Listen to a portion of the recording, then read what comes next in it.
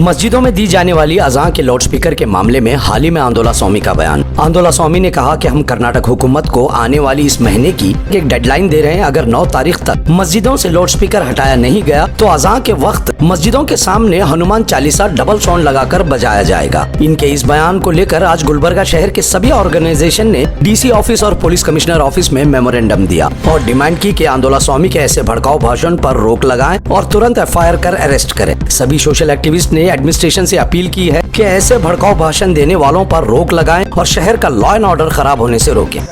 Gulbarga deputy commissioner को, Gulbarga SP को और गुलबर्गा पुलिस कमिश्नर को मुख्तलिफ ऑर्गेनाइजेशन के लीडरान ज़िम्मेदारान आंदोला स्वामी जो एक रेगुलर हिस्ट्री हेट मॉन्गरर है, रिसेंटली बयान दिया था कि 8 तारीख तक अगर मस्जिद के लाउड स्पीकर्स अगर नहीं हटाए तो वो खुद हटाने की कोशिश करेगा, वरना मस्जिद के सामने आकर हनुमान चालीसा पढ़ेगा बोलकर एक गवर्नमेंट को ही अल्टीमेटम दिया है। यहाँ पर एक अफसोस की बात यह है कि गवर्नमेंट का खुद वो बीजेपी का लीडर होकर, बीजेपी का सपोर्टर होकर बीजेपी को यहाँ पे चैलेंज कर रहा है कि अगर ऐसा नहीं करे तो वैसा करेंगे। हम लोग देखते हैं कि आंदोला स्वामी एक रेगुलर हेट मॉन्गरिंग के बारे में इसके तकरीबन 20 से ज़्यादा केसेस हैं। उसके बावजूद भी हालांकि बेल पे छुटे हुआ है, बेल के ऊपर यहाँ पर बाहर आकर हेट मॉन्गरिंग के ऊपर ही उसकी बेल मिली सो है, उसके ऊपर आकर फिर वापस वही केस अगर कमिट करता है और डिस्ट्रिक्ट एडमिनिस्ट्रेशन अब तक खामोश है। सुमोटो केस लेना था। अगर कोई मुस्लिम लीडर या कोई मुस्लिम ऑर्गेनाइजेशन का लीडर यही अगर स्टेटमेंट देता तो अब तक वो अरेस्ट होता था, उसके घर वाले परेशान, उसके गली वाले परेशान, उसके ख़ानदान वाले परेशान और उसकी पूरी कम्युनिटी परेशान करते थे यही गवर्नमेंट। ये जो रेगुलर हेट मॉन्गरर है, बेल के ऊपर आने के बावजूद भी कर्नाटका गवर्नमेंट को चैलेंज करता है। अब तक उसके ऊपर कोई FIR नहीं हुआ, उसके ऊपर अब तक कार्रवाई नहीं हुई। गुलबर्गा एडमिनिस्ट्रेशन को हम लोग ये बताना चाहते हैं कि अगर इमीडिएटली उसको सो मोटो लेकर अगर केस कर FIR कर उसको अरेस्ट नहीं करे और पिछले जो बेल को कैंसिल कर उसको अरेस्ट नहीं करेंगे तो आने वाले दिनों में इसके हम लास्ट टाइम 2 साल पहले जैसा आंदोलन चलो करे थे, आंदोलन चलो कर हम कर उसको अरेस्ट कराने की कोशिश करेंगे। वो यहाँ तक भी नहीं रुका है। लास्ट टाइम आलोक कुमार साहब जब उसको अरेस्ट कर रहे थे, आलोक कुमार साहब को ही वो एक वचन में उनको बात की है, उसके बावजूद भी गुलबर्गा पुलिस डिपार्टमेंट खामोश है। ये बहुत बड़ा सवाल है।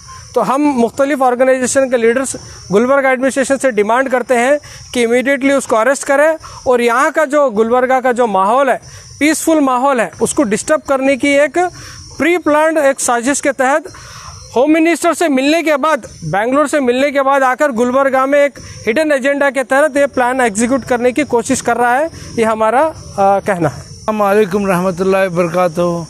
आज सुबह से ही तमाम ज़िम्मेदारान ने DC office, commissioner office, SP madam तमाम से पहले मुलाकात करने की कोशिश की ताकि उन्हें रूबरू ये समझाया जा सके ताकि ये आंदोला मुत्या जो उसके चेहरे और उसके लिबास में एक इंसान नहीं, एक हैवान जैसा शख्स शामिल है। क्योंकि हमने पिछले अलन के हादसात से सबक जो लिया था, उसके बावजूद हमने पूरे अखलाक के मुजाहरे के साथ तमाम शहरियान गुलबर्गा और ख़ास करके लीडरान, आप भी कुछ देर पहले मेरे से पहले SDPI के लीडर ने बहुत तफसीली समझाया, जो शख्स अपने लिबास के मुताबिक नहीं रहता, जो शख्स में इंसानियत बाकी नहीं रहती। गुलबर्गे में 72 के बाद ऐसा कोई काम नहीं हुआ था जो इस शख्स ने सरेआम अलन में करवाया। उसके बावजूद उसे ये जो नफ़रत की राजनीति करता है, उसके लिए उसे ये लोग केस कर जेल को भेजे। उसको बेल उसी सूरत में मिली कि वो बाहर जाकर कुछ नहीं कहेगा। लेकिन ऐसा बोलने पर अगर कोई SDPI का आदमी बोला होता तो कोई लीडर ही नहीं, नॉर्मल मेंबर बोला होता तो आज गुलबर्गे में हर आदमी आगे आता। जो लोग बीजेपी के, ये काम बीजेपी का ही है, हम जानते हैं अच्छी तरह। CM के गोद में बैठ के आए ये पर्पस मुतालिक आकर ये अल्फाज बोल रहे हैं। आने वाले दिन इलेक्शन का मुझे एक अफसोस के साथ कहना पड़ रहा है कि आज हमारे साथ कोई मर्द होता, हमारा कायद या हमारे रहबर, तो हमारे लिए हम सब बाहर आने की ज़रूरत नहीं पड़ती। आज अफसोस है कि लोग मीडिया वाले मशवरा दे रहे कि आवाज़ कम रख कर अजान दिए तो कोई बात नहीं बोल के, लेकिन ये मशवरा कोई देने की ज़रूरत नहीं थी। माजी में जो लीडर्स थे उन्हें ज़रूरत नहीं थी, वो ऐसे ख्यालात रखते थे जो कल क्या होगा उनका, आज एक दूरअंदेश शख्स थे। लेकिन अब जो लोग हैं सिर्फ और सिर्फ उनका काम है, मैं ये ख़ास करके कहना चाहूँगा कि उनका काम है, उनके आजू बाजू के लोग झूठ और नफ़रत फैलाने का काम करते हैं वो। और ये आज तक मुझे महसूस नहीं हुआ कि गुलबर्गा नॉर्थ में कांग्रेस का एमएलए, मुझे ऐसा लगा है कि ये बीजेपी का एमएलए, ये कभी स्ट्राइक नहीं कर सके और कभी आंदोलन मुत्तिया नहीं, किसी के खिलाफ कोई बात नहीं कर सके, ना सीएम के ना कोई हो यहाँ के डिस्ट्रिक्ट इंचार्ज मिनिस्टर के। लेकिन आज वक्त आ गया है, ये नौजवान जो खड़े हैं ये एक होकर लड़ाई लड़ेंगे इंशाअल्लाह। अल्लाह से दुआ गो कि आने वाले दिनों में एक काबिल और बेहतर क़ायद अल्लाह हमें दे जो हमें अच्छी राह बताए। और इसके लिए जिस तरह अभी मेरे भाई ने कहा कि अगर ये 8 तारीख, आज क्या तारीख है, कल अगर उसके सबसे पहली बात सुप्रीम कोर्ट ने आवाज़ कम रखने की बात कही है। निकालो नहीं, किसी के बाप का हिंदुस्तान नहीं। मेरे पुरखों ने, हमारे कौम के पुरखों ने 1857 में लाखों लोग, लाखों मौलाना मर गए, शहीद हो गए इस मुल्क के लिए। इनका मुल्क था जब कहाँ थी ये बजरंग दल, आरएसएस, हिंदू विश्व हिंदू परिषद कहाँ थी जब ये लोग कांग्रेस के ये लोग अंग्रेज़ों के दलाल थे। लेकिन आज हमें इसी मुल्क में हम पैदा हुए, इसी मुल्क में रहने के लिए हमें अजान की उनकी इजाज़त लेनी पड़ेगी। पिछले दिनों में अजान हुई, रमज़ान हुआ, सब कुछ हुआ, बसवा जयंती हुई, सब कुछ हुआ। लेकिन ये जो भगवा पोशाक में हैवान है, इनको हकीकत में ये इंसानों के साथ रहने के लायक नहीं है। इन्हें पकड़ना चाहिए, इन्हें जेल में डालना चाहिए, इनको कभी बेल नहीं देना, ये अंदर ही रहना चाहिए। और ये नौजवानों का दिमाग ख़राब कर ऐसी बातें हम सब में आज हिंदू गुलबर्गे में ख़ास करके हिंदू मुस्लिम, आप यहाँ पे ख्वाजा बंदे नवाज की दरगाह भी है, चंपा की मंदिर भी है, हम सब मोहब्बत से इतने सालों से रहते आए हैं। लेकिन ये आज ये उसकी उम्र कितनी है वो अंदाज़ा तो लगाओ। उसकी उम्र से कई बड़ा वक्त तो हम लोगों का गुजरा है। एक छोटे लौंडे जो पोशाक, भगवा पोशाक में आकर इन लोग इस कौम को अगर गुमराह करते हैं, तो हिंदू भाइयों से भी मेरी हाथ जोड़ के विनती है कि ऐसे आदमी की बात मत सुने। जो आदमी आपको, उसको बोलो उन खुद रोड पे निकले, क्या कर सकता है वो बताए। आपके नौजवानों को लेके जाके जेल में डालना, आपके नौजवानों को मार देना, ये लोगों का काम है, बीजेपी वालों का। आप समझ जाओ वक्त आ गया है, हम सब एक होकर ऐसी सरकारों को हटाएंगे इंशाल्लाह। और सबसे बड़ी बात है, पुलिस क्यों हरकत नहीं कर रही, पुलिस क्यों हरकत नहीं कर रही।